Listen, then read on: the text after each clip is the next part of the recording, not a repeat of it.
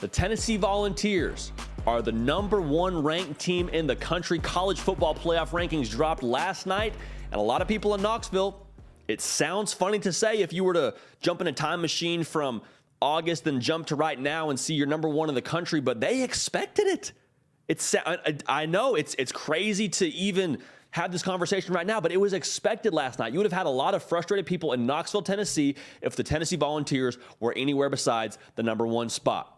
And so thankfully, for the good people in Knoxville, avoided any scenario where you weren't #1, and right now you're #1 in the country. So now what? The first thing I want to mention, pressure is privilege. You know it, and I know it. Tennessee Volunteer fans, you're so fired up to be #1 in the country, but that's not what you came for. It's not. I mean, you're happy. First time since 1998, you've been ranked #1. Never happened ever in the college football playoff era. You're happy to be #1. But what you want is an SEC title, college football playoff berth.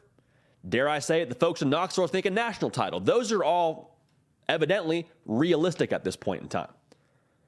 But the pressure, like I said, is still privilege. And the privilege, in addition to those meaningful games, is a whole lot of eyeballs on the Tennessee Vols right now.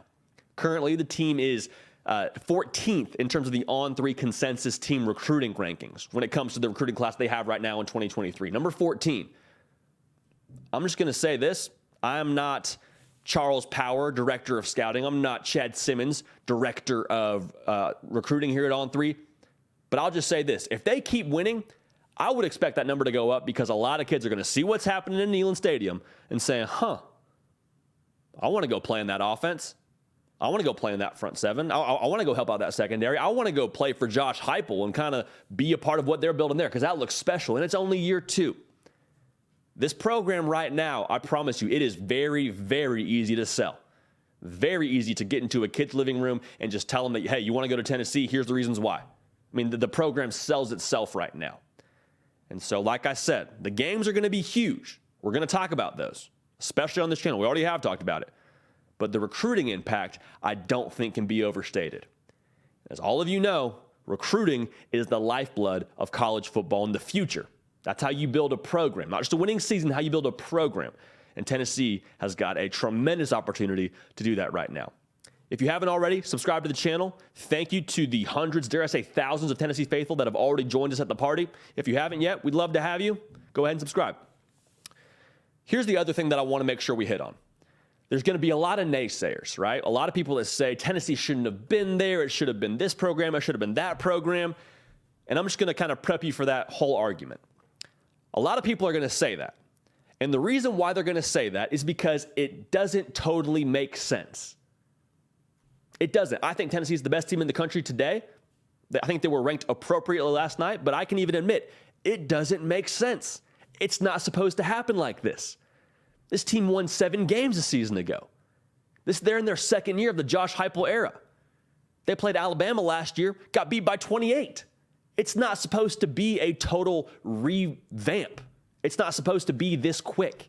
And the fact that it's happened in year 2, a lot of people are still struggling from a mental standpoint to catch up to where Tennessee is right now. Because I promise you, nothing is fluky about this ranking. 5 ranked wins. Their best win coming against Alabama. They're going to have the chance to prove their worth against Georgia this coming Saturday and really just silence all doubters. But from what we've seen so far, nothing about this is smoke and mirrors. And so the reason why I said people are going to have trouble catching up to speed is because it hasn't followed the traditional practice of a program rebuilding and getting to this point. Typically, it's hire a new coach, recruit well. In today's day and age, maybe you get some help from the portal. And then eventually, year 4, year 5, maybe, just maybe, things fall your way and you have the season that they're having right now. They just straight up cut out the awkward phase and said, no, we'll just skip to the good part. And Tennessee's loving it. So just make sure when people come at you and say, well, they're not #1. What have they done? Just explain to them what you've done so far from a wins and losses standpoint, your best win, your ranked wins, things like that. That's the reality. You got to deal with it. Now, the beautiful part, like I mentioned, they came for much more than just the #1 ranking last night. They're happy about it. They're fired up about it. It was great last night. There's work to be done today in Knoxville. And there will be more than an opportunity to prove yourself against this Georgia football team this coming Saturday in Athens, Georgia. It's going to be an enormous game. Probably the biggest game, well, not probably, this is the biggest game of the Josh Heupel era. So the job's not finished, is what I want to make sure I say. Kobe Bryant, one of the best of all time, sat in a press conference. I think it was during the NBA Finals. They asked him, you're up 2-0. You only got 2 more games to win, and then you're an NBA champion. You're not smiling. You don't seem happy. Kobe just said, job's not finished. What's there to be happy about? Job's not finished.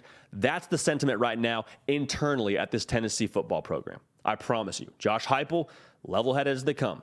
He understands more work to be done. Hendon Hooker, same deal. He came back to get to Atlanta. So the main thing stays the main thing. But we had to make sure we captured this moment together because Tennessee is the number 1 ranked team in the country. They're going to have a chance to prove it the rest of the way. But the job is not finished. I'm Jody Piquel. This has been The Hard Count.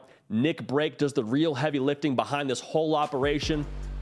But you can help drive the channel by subscribing to our program. All right, we're live on Tuesday. We're live on Thursday. Make sure you come and join us. Get in the live chat. We'll have a real good time, answer your questions, just kind of hang out as a community.